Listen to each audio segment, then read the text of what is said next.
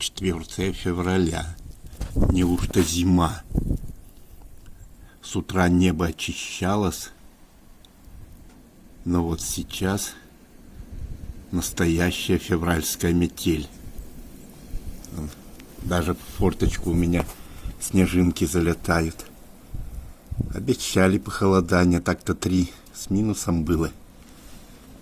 Но вот, наверное, ветер меняется и принесет к нам все-таки зимний холод, а не какой-то 0, не характерный вообще-то для нашей местности в это время.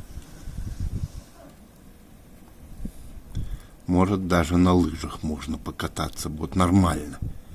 Есть товарищи у нас, которые почти без снега лыжами занимаются, но мне свои лыжи жалко, они и так на ладан дышат. А если вот наметет, да чуть похолодает, то можно будет и на лыжах покататься.